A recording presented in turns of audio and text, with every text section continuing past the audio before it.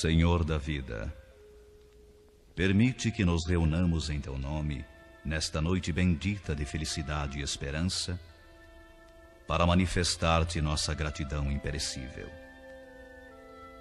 Não te rogamos, Senhor, vantagens e benefícios para nós outros, ricos que somos de Tua luz e misericórdia, mas suplicamos ao Teu coração augusto, nos sejam concedidos os dons do equilíbrio e da equidade, para que saibamos distribuir nossa divina herança e não dissipemos em vão a glória de Tuas dádivas.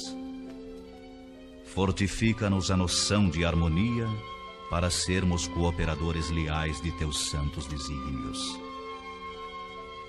Erguemo-nos do abismo do passado por Tua vontade vigilante, e aqui nos encontramos para servir-te.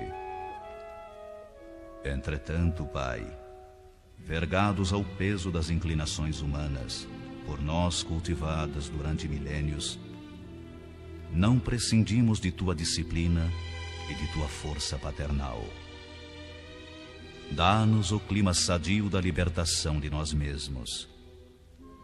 Magnetizados pelas nossas recordações do pretérito, nem sempre te compreendemos a vontade soberana e criteriosa. Anula-nos o personalismo inferior para que a consciência do universo nos esclareça o coração. Levanta-nos o raciocínio para mais alto entendimento. Faze-nos vibrar no campo de Teus divinos pensamentos. Puseste em nossa boca o verbo construtivo. Encheste-nos a alma de luz e tranquilidade, a fim de colaborarmos em Tua obra. Deste-nos, neste pouso de amor fraterno, companheiros dedicados ao bem, e em torno de nossa tarefa pequenina, colocaste a multidão dos aflitos e sofredores. Ó Senhor, como somos felizes pela possibilidade de ministrar em Teu nome consolações e esclarecimentos.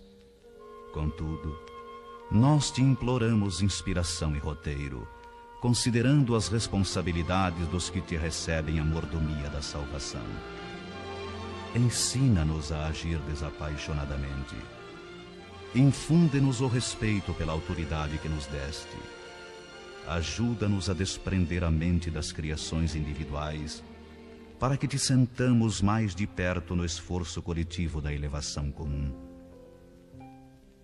E toda vez que nossos atos traduzam interferência indébita do livre-arbítrio na execução de Tuas leis, repreende-nos severamente, para que não persistamos no desvio impensado. Somos Teus filhos frágeis e confiantes. Todas as Tuas resoluções a nosso respeito são excelentes e belas. Concede-nos, pois, bastante visão, de modo a enxergarmos nossa ventura em Teus desígnios, sejam quais forem. Somos servos humildes de Tua sabedoria gloriosa. Neste celeiro de paz consoladora, recebemos através de 1000 recursos diferentes a Tua presença indireta, com a qual são atendidos os que choram e padecem. Ó Pai compassivo, que felicidade maior que esta, a de espalhar com nosso Senhor Jesus Cristo as Tuas bênçãos redentoras e carinhosas. Que escola mais rica, além da que se localiza nesta casa, onde aprendemos jubilosos a exercer o dom sublime de dar, dilatando-nos a alegria, estimulando-nos a coragem, santificando-nos a esperança, Tu permites ainda, Senhor, que possamos atender ao coração interessado em lenir e confortar espíritos queridos que se perderam de nossa companhia no curso incessante do tempo. De alma voltada para a Tua magnanimidade, endereçamos-te reconhecimento sem termo. Sê louvado por todos os milênios dos milênios. Sê glorificado por todos os seres da criação. Teus servidores nesta casa de edificação agradecem-te as oportunidades preciosas de trabalho e esperam a continuidade de Tuas bênçãos. Que a Tua infinita luz seja refletida em todo o universo infinito. Assim seja.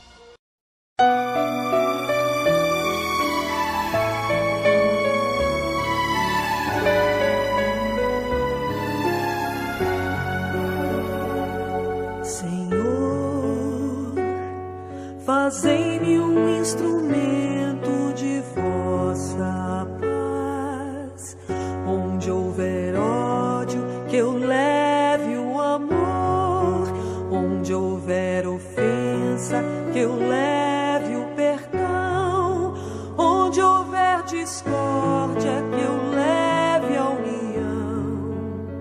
Onde houver dúvida, que eu leve a fé. Onde houver erro, que eu leve a verdade. Onde houver desespero, que eu leve a esperança.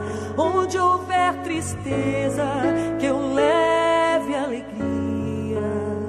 Onde houver trevas, que eu leve a luz. Ó Mestre, fazei que eu procure mais consolar que ser consolado, compreender que ser compreendido, amar que ser amado, pois é dando que se recebe, é perdoando que se é perdoado, e é morrendo que se vive para a vida eterna.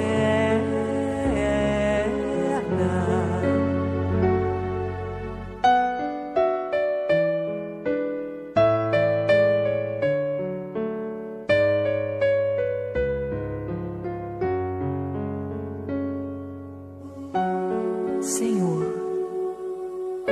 fazei-me um instrumento de vossa paz. Onde houver ódio, que eu leve o amor. Onde houver ofensa, Senhor, que eu leve o perdão. Onde houver discórdia, que eu leve a união. Onde houver dúvidas, que eu leve a fé. Onde houver erro, Senhor, que eu leve a verdade. Onde houver desespero, que eu leve a esperança. Onde houver tristeza, Senhor, que eu leve a tua alegria. Onde houver trevas, permita, Senhor, que eu leve a luz.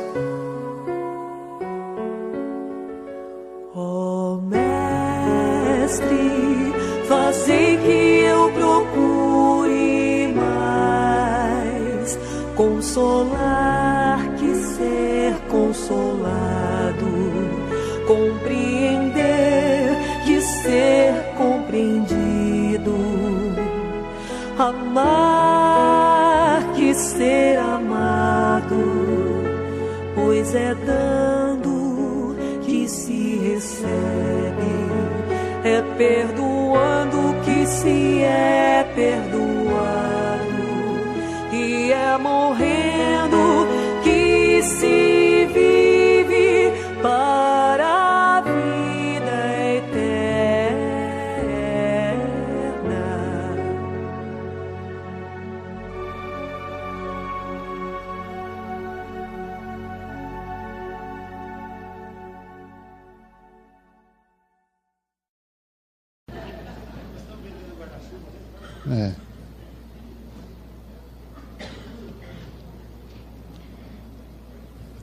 Interessante que o tema da palestra tem um pouco a ver com chuva.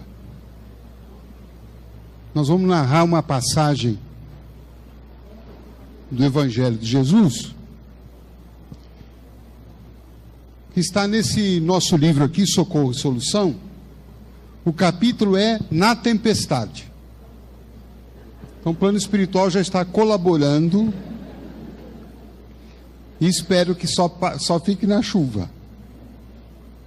Esse capítulo Na Tempestade, eu estou refletindo sobre uma passagem do Evangelho que está lá em Mateus. Vocês vão lembrar, uma passagem conhecida, intrigante, que ela começa quando termina a multiplicação dos pães. Vocês lembram daquele episódio que Jesus multiplicou pães e peixes? Alimentou 5.000 pessoas. E aí, quando terminou aquele banquete, Jesus falou para os discípulos: vão para o outro lado do lago. Era o lago de Genezaré, ou também chamado Mar da Galileia. Peguem um barquinho e vão indo na frente que eu vou depois. Interessante, né? Eu fico imaginando Jesus conversando isso com... vou na frente, depois eu chego mais tarde lá. E foi exatamente isso que aconteceu. Porque Jesus falou aqui, diz o evangelista, que Jesus falou assim para mim: eu quero me despedir das pessoas. Olha aqui, que delicadeza de Jesus. Vocês vão na frente que eu quero me despedir das pessoas. 5.000.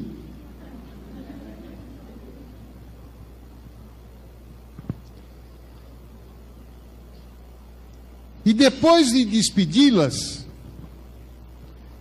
Jesus subiu a montanha para orar, sozinho.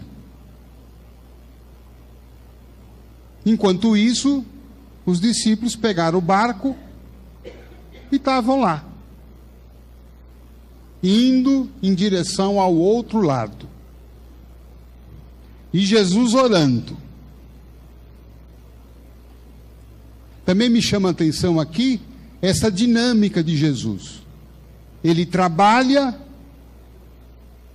atende 5.000 pessoas, depois o que ele faz? Se recolhe. Em oração. Ou seja, ele também precisa de alimento espiritual. Jesus não é autossuficiente, como nós muitas vezes somos. Não é?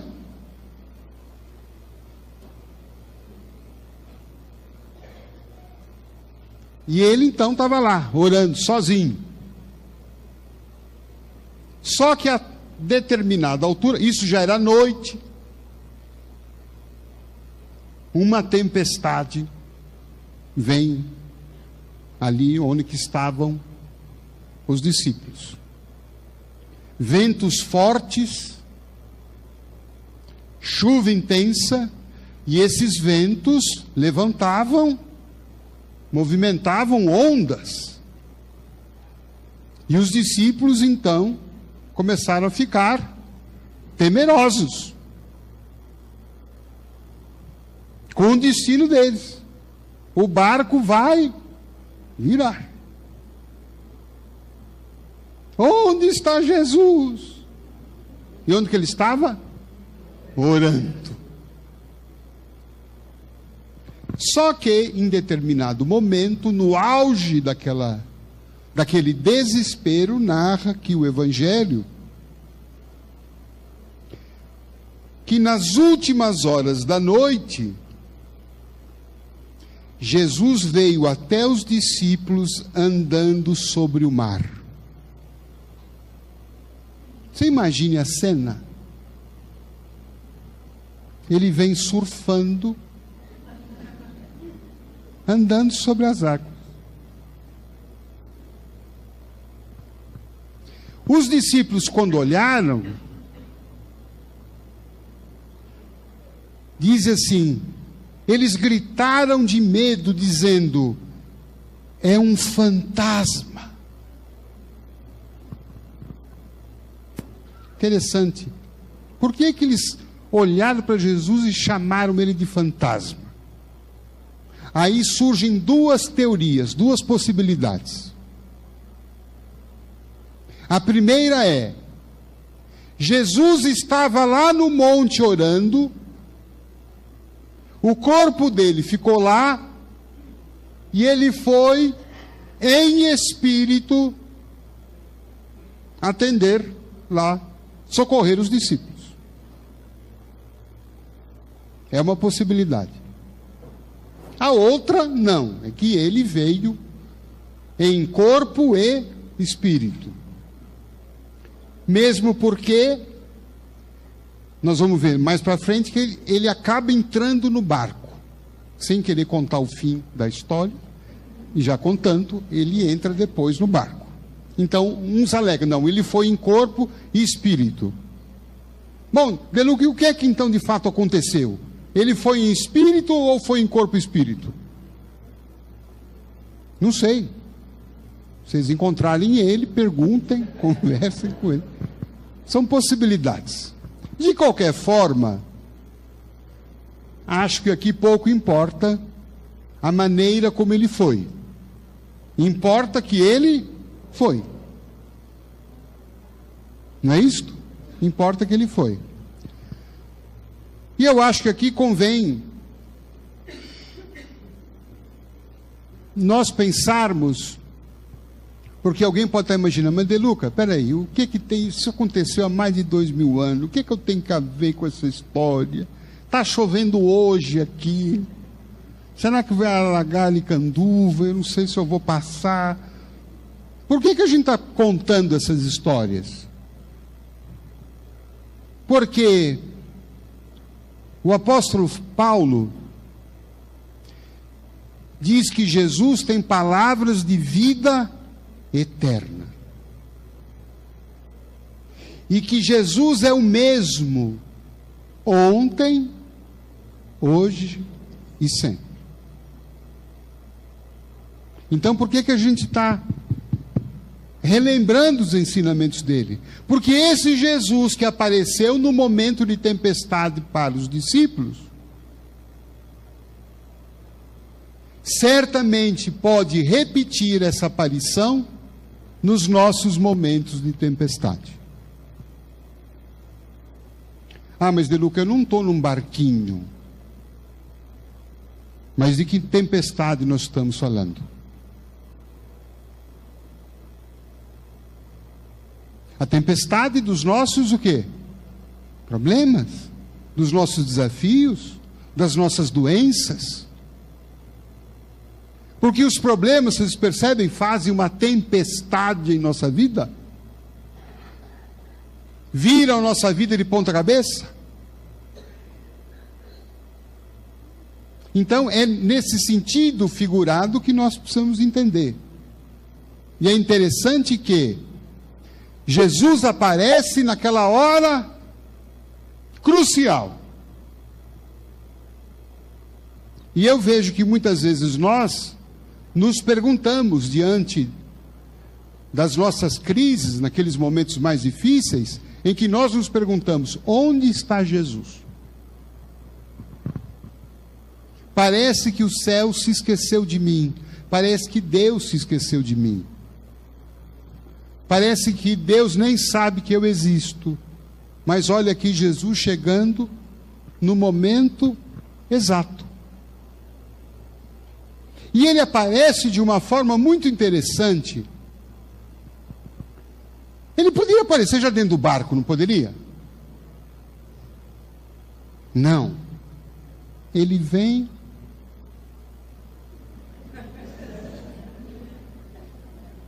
tranquilo, acho que tirando uma, com os discípulos dele, andando tranquilo. Eu fico pensando, por que ele apareceu dessa maneira? O que ele talvez quis dizer para os discípulos dele?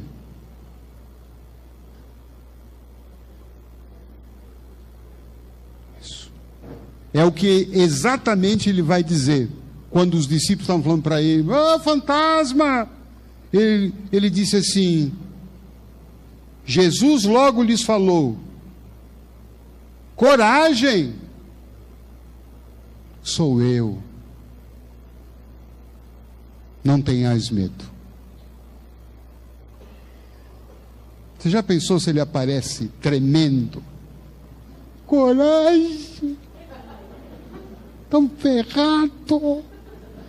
Não, ele aparece com aquela paz, segurança, certeza que, apesar do perigo, ele está lá.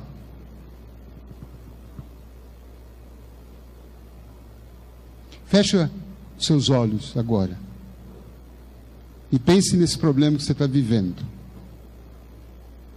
que te trouxe hoje aqui, que o céu até está colaborando com essa chuva. Você está morrendo de medo, você está aflito, você está desesperado, você não está vendo saída, não está vendo caminho, você não está vendo alternativa. E eis que a voz de Jesus, a presença dele aqui, esse Senhor que tem palavras de vida eterna,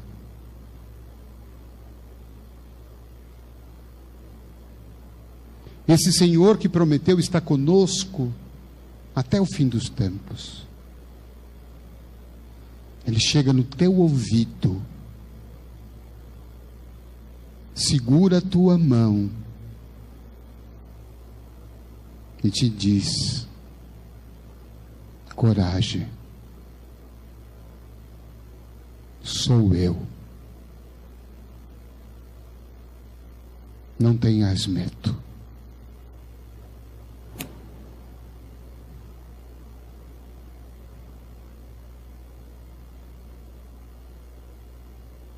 Não é forte isso? Escrevam isso no papel, esse versículo. Coragem, sou eu. Não tenhais medo. Imprima uma foto de Jesus. Escrevam isso. Põe na tua estante, na tua prateleira, na tua mesa de trabalho, no vidro do banheiro. E toda vez que você sentir que a tempestade veio forte, olhe. E mais do que repetir aquela palavra, sentir. Sentir. Porque esse Jesus que fez isto com aqueles amigos que estavam em perigo, certamente fará isso por nós. Mas, De Luca, e se 7 bilhões de pessoas ao mesmo tempo? Para onde que ele vai? Já pensou? E aqui eu vou fazer um parênteses para tentar explicar isto. Vou pegar um exemplo menor, Chico Xavier. As pessoas contam que quando estavam ao lado do Chico, o Chico conseguia ler o pensamento das pessoas. Pessoas que estavam na fila de autógrafos e que pensavam coisas, não falavam. Pensavam até coisas curiosas dele. Nossa, o Chico está gordo.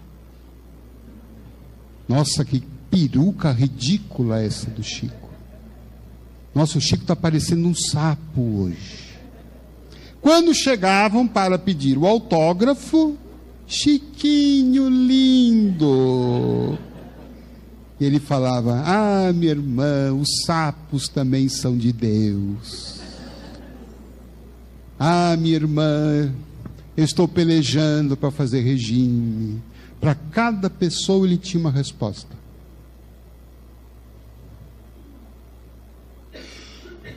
Como é que ele fazia isso?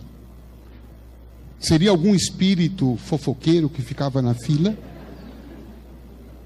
e chegava para ele: Chico, tá vendo a Mara ali? Olha, ela falou isso de você. Aí, não. O que era? A evolução espiritual dele, quanto mais o espírito evolui, mais ele tem poderes, faculdades paranormais. A sensibilidade dele aumenta, a aura dele se expande. E quem está no raio da aura dele, ele consegue perceber o que a pessoa está sentindo, o que ela está passando, o que ela está pensando.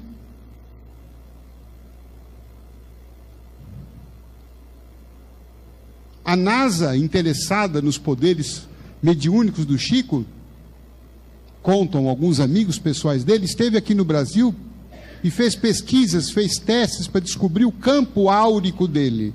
Quanto media esse campo? Quanto será que mede o nosso? A nossa aura? Vocês acham? Meio metro. Vamos ver quem dá mais ou menos. Depende de cada um. Mas, em média, os habitantes aqui do plano terreno, reencarnados no Brasil, em São Paulo, Taquera, né? Vila Matilde, tem mais ou menos quanto? Vocês sabem, meio metro, 10 centímetros, 3 centímetros. Não tem mais algum otimista aí? O pessoal no fundão que é mais evoluído. 5 metros. Hoje vamos tomar passe com aquele irmão.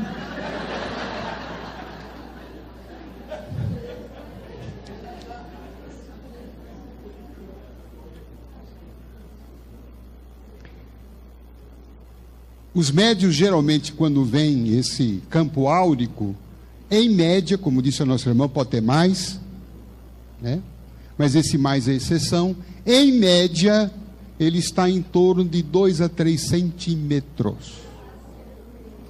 Quando a gente reza, vai para 3,5. Quando a gente faz uma ação boa de caridade, 4, né?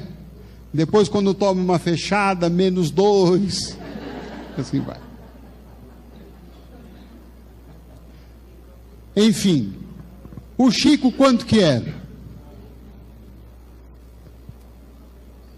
Nesses testes feitos pela NASA, eles teriam chegado ao resultado de em torno de 35 metros. Então, quem estava nessa faixa, ele, pegava todo mundo.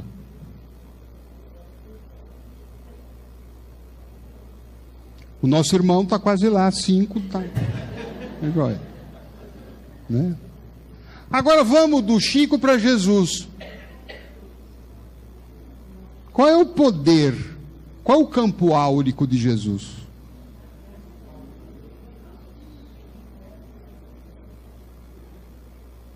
É do tamanho do planeta Terra. Por isso que na Bíblia está dito que Jesus tem poder sobre o céu e a terra.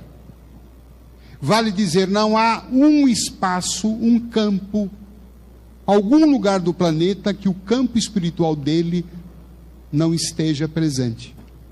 E que ele não seja capaz de perceber, de sentir tudo que nós sentimos quando apelamos, quando pedimos, quando estamos na sintonia dele.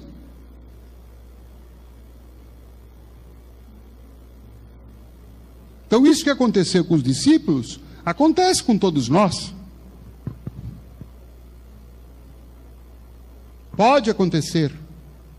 É factível. É possível, é real.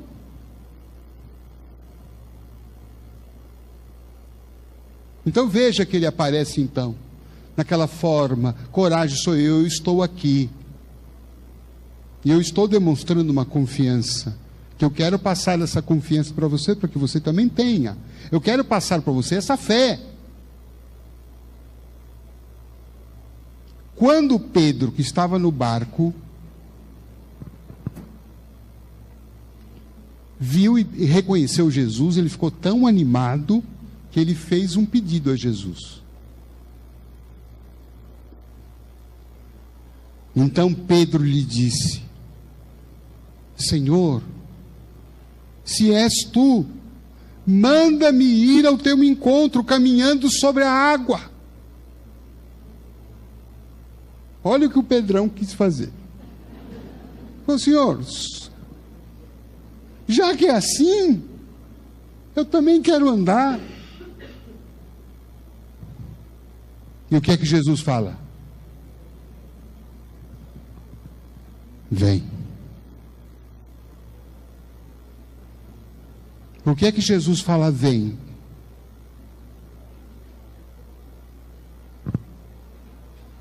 Porque ele sabe que aquilo era possível ao Pedro.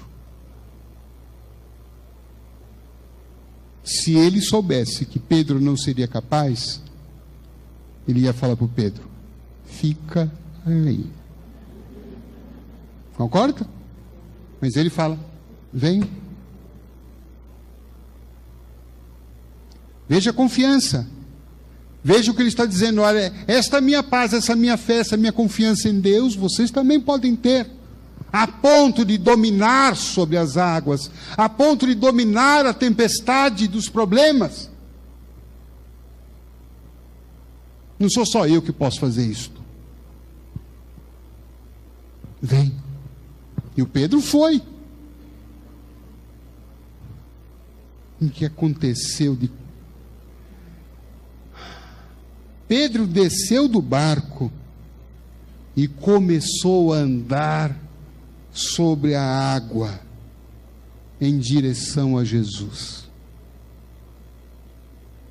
E começou a andar.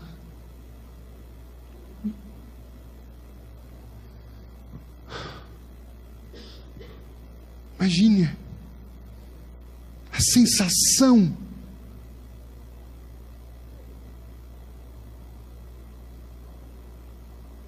mas sempre tem um mais, né? Mas todavia, porém, contudo, sentindo o vento, bateu um vento forte. Imagine o Pedrão, tranquilo, confiante, se achando. Bateu aquele ventão forte. E narra aqui o Evangelho que ele ficou com medo.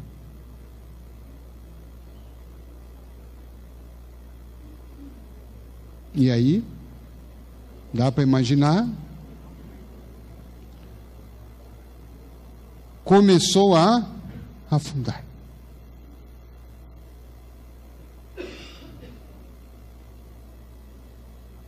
Veja que coisa interessante. Ficou com medo, ele perdeu a autoconfiança, perdeu a fé em si. E essa é uma dos grandes problemas que a gente tem. Falta de confiança em nós. E quando a gente duvida da gente, quando a gente duvida, a gente se divide. A gente perde. A gente enfraquece. E foi por isso que ele começou a afundar. Por isso que a gente afunda em muitos projetos. Porque a gente duvida da nossa capacidade de andar sobre as águas das dificuldades. E evidentemente que ele, quando começou a afundar, começou a gritar: Senhor, salva-me! E Jesus então estendeu a mão. Veja novamente o socorro dele. Porque ele poderia fazer: Pedrão, vai tomar uns caldos agora.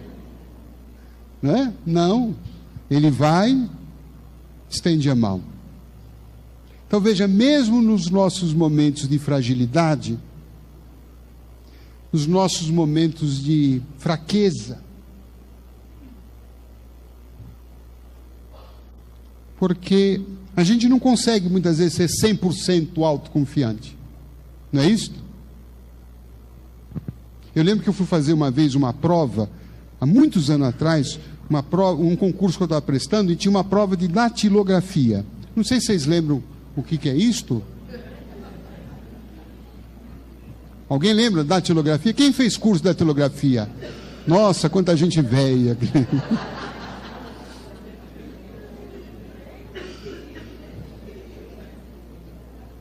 Não, IBM já é coisa mais nova. Eu sou do tempo da Olivetti. Hamilton. Não é isso? E aí entrei na sala, que era a prova de datilografia. Entrei cheio de confiança. Que eu tinha feito um curso. Veja, curso de datilografia. Tinha diploma. Meu primeiro diploma foi de datilografia. Você tem certificado também? Ah, não tem mesmo. Bom. Entrei na sala, tinham mais 30 candidatos, cada um com a sua máquina. E eu, que nem um Pedrão. Aí deram um texto que você tinha que datilografar. E tinha um tempo. Você tinha que terminar aquele texto naquele tempo. Tocou a campainha, era o início do tempo, eu comecei. Só que quando eu comecei, os outros 29 também começaram. Você imagine o barulho. Todo mundo digitando aquele barulho. Datilografando, desculpa. Eu já avancei no tempo. Né? Todo mundo datilografando. Aquelas coisas que você tinha que fazer uma força, né? Engraçado, só um parênteses do parênteses. Naquela época ninguém tinha problema de tendinite, né? Não é? Agora, bom, tudo bem. Sabe qual a impressão que eu tive? Quando todo mundo estava datilografando, a minha impressão é que eles estavam datilografando mais rápido do que eu. Porque pegava o barulho de um, de outro, e eu imaginei que todo mundo estava numa velocidade superior à minha. E aí eu fiquei que nem o Pedro, comecei o quê? A afundar. Falei, perdi, não vou conseguir. Eu não estou tão rápido, comecei a ficar nervoso. E aí então eu falei, calma, para, não, isso é barulho, não se importa. Aí eu fui tentando me isolar daquela situação externa, né? Não sei se eu conto o resultado final. Bom, na quarta-feira que vem eu conto. Não, fui aprovado, graças a Deus, fui aprovado. Passei, não é? Passei. Mas quase que não passo. Falta de confiança, falta de fé. Fiquei assustado, fiquei assombrado. Fiquei muito preocupado com os outros. E perdi a confiança em mim. Numa outra oportunidade, numa outra experiência que pode demonstrar, e sem querer fazer autobiografia, anos depois, fui fazer um outro concurso. O concurso tinha 80 vagas e 5.000 candidatos. Esse nossa era isso mesmo, era a minha sensação. Né? Como é que vai ser? 2 dias antes do exame, eu falei com um professor meu. Falei, professor, o exame é domingo, mas eu acho que não vai dar. Ele falou, por quê? Foi 5.000 candidatos. Só 80 vagas. A relação candidato por vaga era desesperadora. Ele falou assim para mim, ele falou, mas o que você tem? Eu falei, a concorrência. É muita concorrência. Ele falou assim, não é. Eu falei, como não? Eu falei, não é. Você sabe qual é o único concorrente que você tem? Eu falei, não. São vários. Ele falou, não, só tem um. Eu falei, você. Eu falei, como eu? Tem 5.000. Ele falou assim, o histórico de todos os concursos é, dos 5 mil, em torno dos 5 mil candidatos, eles não conseguem preencher as 80 vagas. São preenchidas 40, 50, fica faltando candidato. Aí ele me deu uma encarada e falou assim, o senhor não vai entrar, se o senhor não entrar não é por causa dos outros. Se o senhor não entrar é porque o senhor não fez a sua parte. Aí eu saí desconjuntado. Né? Porque eu estava louco para arrumar uma desculpa. E não vou passar porque tem muita gente. Não é legal? Mas você não passa também, tanta gente, né? Aí a gente fica legal com a consciência, né? Anestesiada. Mas ele foi lá e me tirou esse anestésico. O senhor não passa. Mas eu havia me preparado. E entrei então, quando eu entrei naquele pátio cheio de candidatos, eu olhava para os candidatos, eu achava, esse cara é inteligente, hein? Esse cara é inteligente, esse cara é japonês, esse cara já está sabendo de tudo. Esse cara já sabe de tudo, não sei o quê, olha o código dele, olha o jeitão dele, já tem cara daquilo. Você percebe? Eu projetava tudo nos outros, os outros eram maiores, os outros podem, e eu...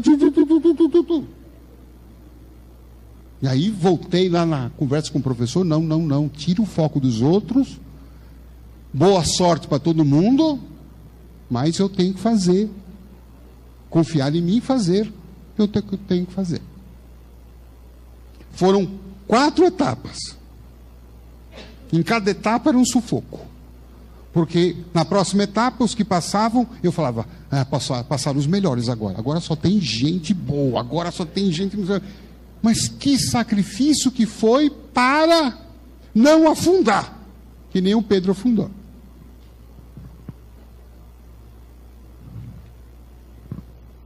Tudo bem? Não, semana que vem eu só vou contar. Passei.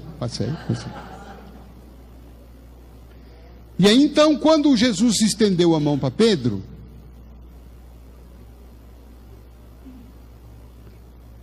estendeu a mão, segurou, trouxe para o barco, e lhe disse, homem de pouca fé.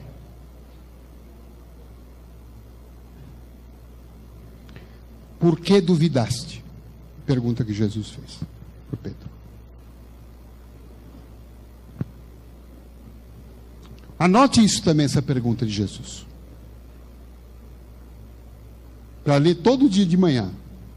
Quando você sair para o emprego, quando você for fazer um exame, quando você for fazer uma prova. Qualquer situação em que você tem que mostrar alguma coisa sua, lembre-te de Jesus perguntando. O que ele perguntou para Pedro. Por que duvidaste? Por que você está duvidando de você?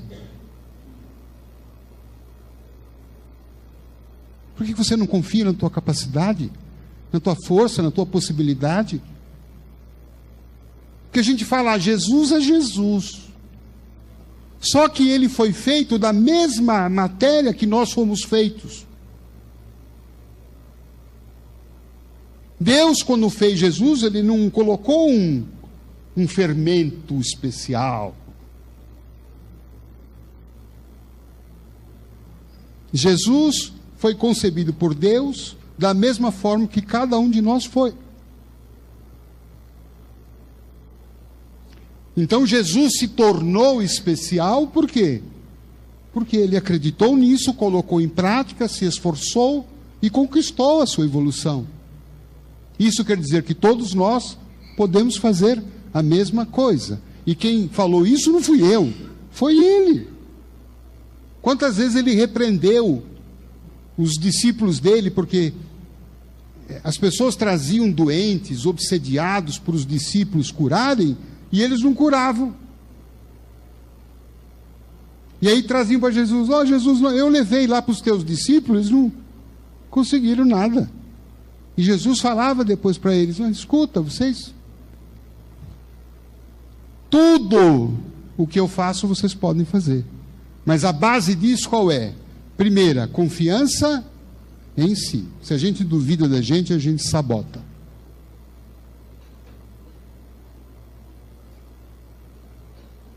E se a gente não se governa, Pai Joaquim pede para falar isso, se a gente não se governa, alguém vai governar a gente. Se você não toma conta de você direito, alguém vai fazer isso. Percebe como que a gente dá poder para os outros? Como a gente se abandona? Nem precisa de inimigo, obsessor. Nós, muitas vezes, somos o pior obsessor de nós mesmos. Imagine a nossa mente, quantas tragédias a gente fica imaginando. Aconteceu um fato assim, a nossa cabeça já começa o quê? E agora?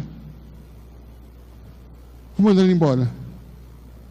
E agora eu não vou ter dinheiro para pagar aluguel. Aí eu vou ser despejado. Eu vou morar debaixo da ponte. A cabeça vai. Aí vem uma doença.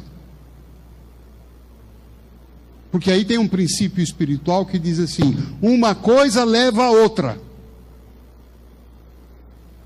Preste bem atenção nisso, gente. Uma coisa leva a outra. Se você duvidou, essa dúvida, essa fraqueza, esse medo, vai nos levar ao quê? Está aqui. Afundar. Mas a confiança leva a gente o quê? A subir. Uma atitude negativa pode me levar a outra atitude negativa. Mas quando eu faço uma coisa boa por mim, alguma coisa boa vai acontecer.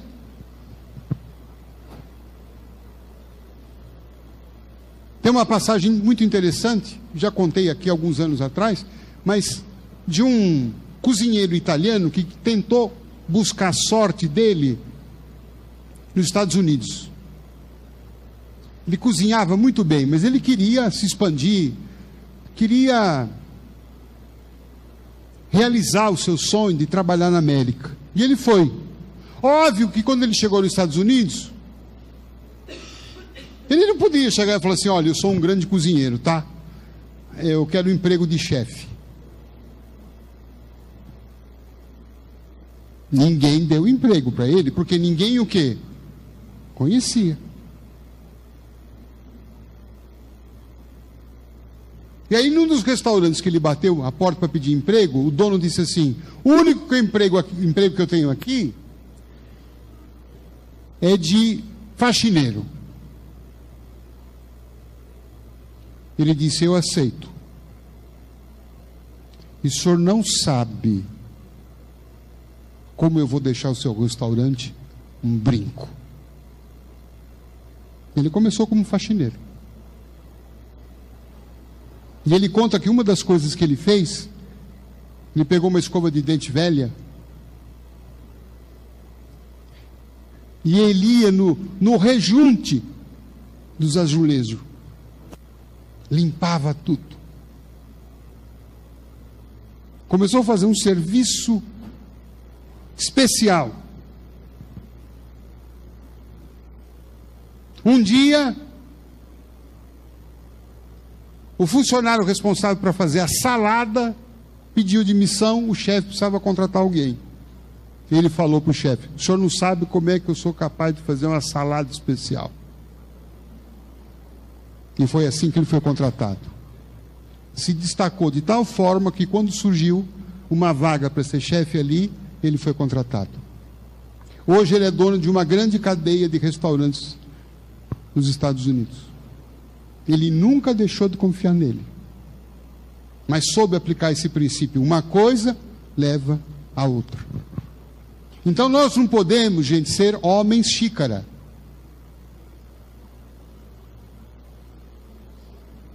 Homens de pouca fé. Horrível essa, né?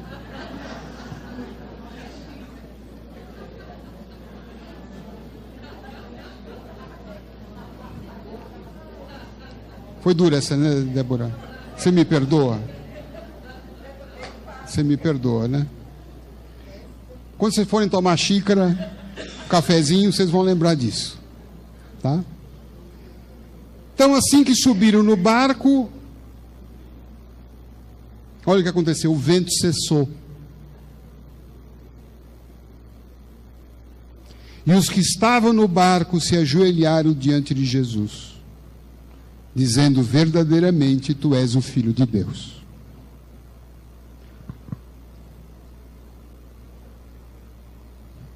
Nesse trecho eu fiquei com uma pergunta: quando é que o vento cessa? Quando Jesus entra no barco. E aí eu me perguntei, e me pergunto, e me incomodo com essa pergunta. Dói essa pergunta. E eu não quero me sentir sozinho. Isso que eu vou dividir com vocês. Será que Jesus está no nosso barco? Está no barco da minha vida?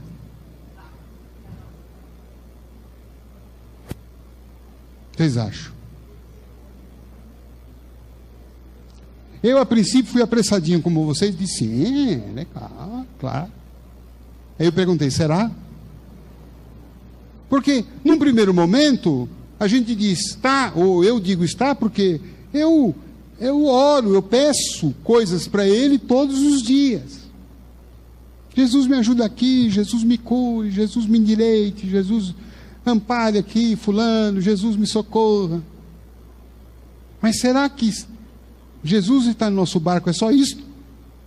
Esta minha relação de pedinte? É só isso?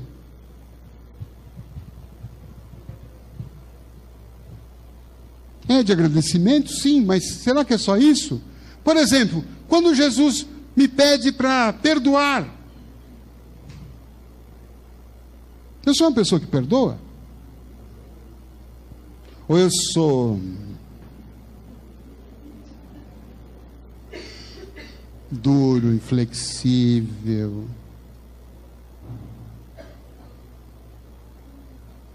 Se eu não perdoo, por exemplo, Jesus não está no meu barco.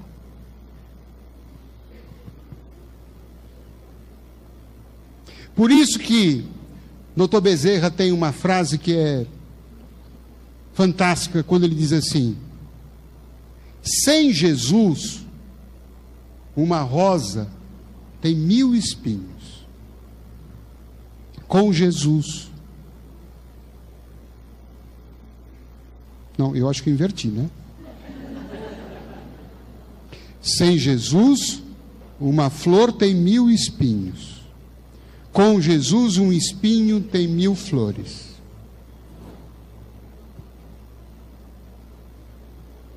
Por isso que Jesus fala: o meu fardo é leve. Venham a mim, o meu fardo é leve. Vamos pegar a questão do perdão. Quando eu não perdoo, eu estou na mágoa, eu estou na violência, eu estou no ódio, eu estou na culpa, eu estou no ressentimento. Eu estou leve ou eu estou pesado? Pesadíssimo. Eu estou feliz? Eu sou uma pessoa, está bem com ela, está tranquila, está leve, está descontraída? Não. Eu posso estar cheio de razão. Fulano me fez isso, eu tenho razão. Por isso não perdoo. Não aceito. Não quero. Não sou feliz.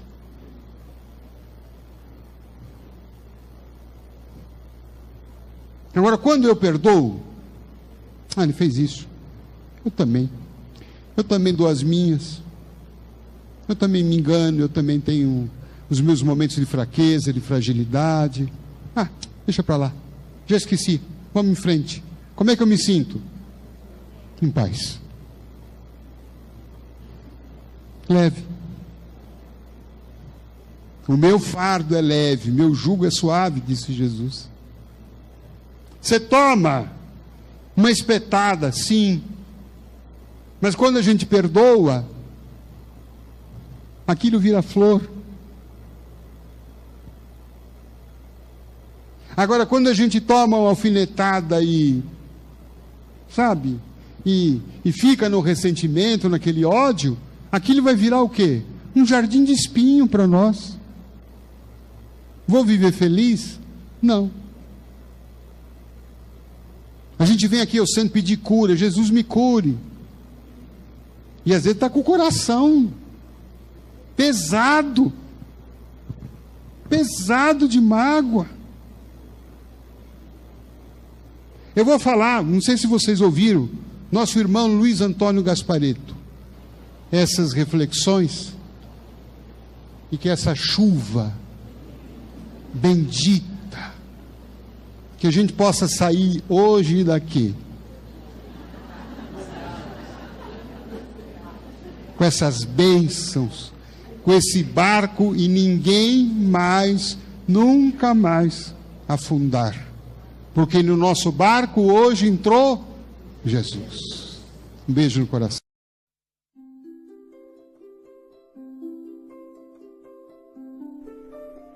Passe virtual. Depois de iniciado o passe, não pense em mais nada. Mentalize sua casa, sua família e seus desejos. Usando a sala de passe virtual do Instituto André Luiz, esteja convicto de que realmente precisa tomar um passe. Não use a sala somente por curiosidade. Visitando a sala por visitar de maneira informal, deixará de usufruir dos seus benefícios quando dela necessitar realmente.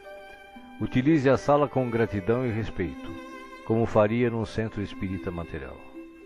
Aconselhamos a utilização da sala apenas uma vez por semana, salvo em caso de grande necessidade. Em silêncio, evoque a proteção de Deus e de Jesus para o passe. Desejando, após a invocação, rogue também o concurso do seu anjo da guarda ou dos espíritos superiores com os quais tenha maior afinidade. Procure afastar de sua mente quaisquer pensamentos negativos. Respire fundo, pausadamente, com calma e confiança. Prepare-se para orar. Ore com Jesus. Pai nosso, que estás no céu, santificado seja o teu nome. Venha a nós o teu reino e seja feita a tua vontade, assim na terra como no céu. O pão nosso de cada dia dá-nos hoje. Perdoa as nossas dívidas, assim como nós perdoamos os nossos devedores. Não nos deixeis cair em tentação, mas livrai-nos do mal. Porque teus são o reino, o poder e a glória para sempre. Assim seja. Vamos dar início ao passe.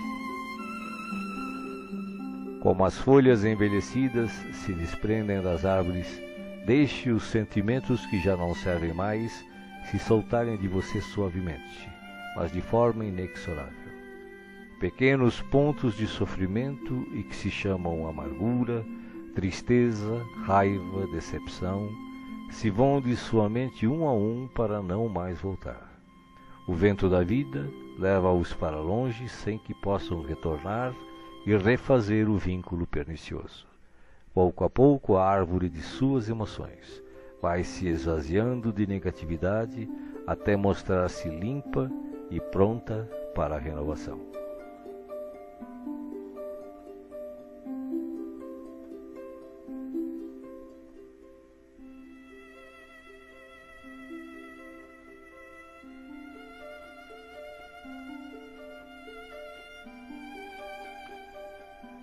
Sentindo-se leve, sem o peso das folhas mortas que se desprenderam e se foram, você recebe agora suavemente sobre o corpo e a alma a água da vida que cai em abundância dos céus.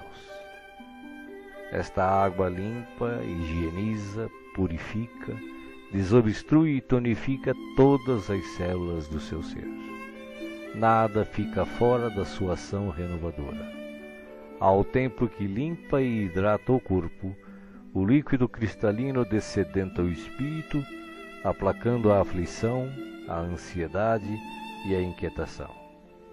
há em seu coração agora uma sensação de calma, limpeza e bem-estar.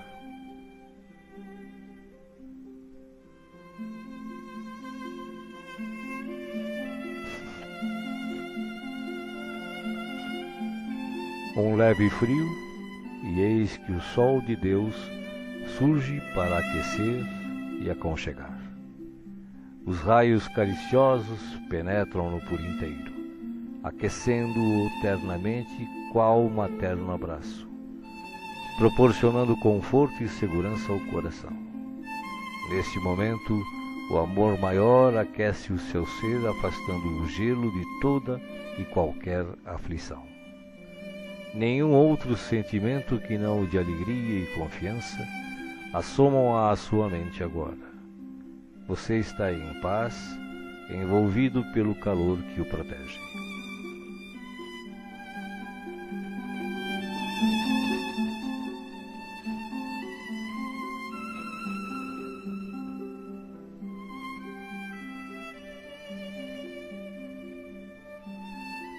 Do coração da vida, flores perfumadas para você. De alma grata e feliz, recolha as pétalas coloridas que penetram o seu ser e restauram sentimentos e emoções. Felicidade, esperança, fé, coragem e determinação passam a significar novamente vontade de viver. Mas além do perfume e da cor, a natureza neste momento lhe envia o que possui de melhor, a capacidade infinita de restaurar-se em sublime beleza, ainda quando os golpes do mal parecem decretar-lhe o fim.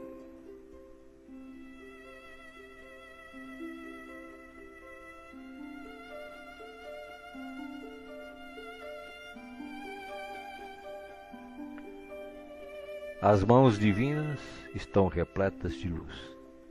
Suavemente a luz transborda e se derrama sobre você, como cascata dourada de invisível e ignota essência. A alma, pouco a pouco, se impregna de doce felicidade, permitindo o renascimento íntimo dos mais nobres propósitos de elevação, progresso e realização. Banhado em sublime força, você se entrega profundamente ao doador da luz, absorvendo as energias que darão a partir de agora novo e abençoado impulso ao seu viver.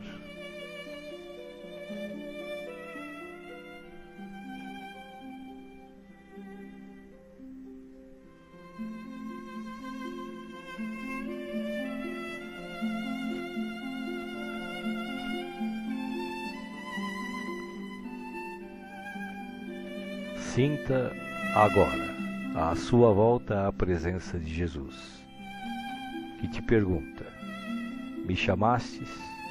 Estou aqui. O que queres de mim hoje? De que precisas? Peça, meu filho, peça, minha filha. Estou aqui para ajudar. Faça agora o seu pedido especial a Jesus, enumerando os problemas e as dificuldades que o afligem. Escutei o que pedistes, com amor e atenção. Agora, conto com a tua fé, a tua confiança em mim, para a solução dos teus problemas. Vai em paz. Te acompanharei com os olhos, não te perderei. Creia em Deus, creia também em mim. Estarei com você todos os dias, até o fim. Seja feliz. Deixo-vos a paz, a minha paz vos dou. Não vou-la dou como o mundo a dá. Não se turbe o vosso coração. Crede em Deus, crede também em mim. Não se turbe o vosso coração, nem se atemorize. Eu sou o caminho e a verdade e a vida. Ninguém vai ao Pai a não ser por mim. Os bons espíritos, os espíritos puros e as falanges de luz também enviam a você agora as melhores emanações de paz, saúde, alegria e refazimento, do mais altos desde as mais belas cidades espirituais até a morada dos anjos, Em uníssono com o Criador, uma radiosa luz o envolve plenamente. Você não está só. O universo inteiro pulsa o amor de que se constitui, e este amor quer tocá-lo agora, em toda a sua plenitude, para que os problemas, as dores, as enfermidades e as dificuldades em geral sejam afastadas em favor da sua paz e renovação. Você está recebendo vida, vida em abundância. Guarde-a no coração.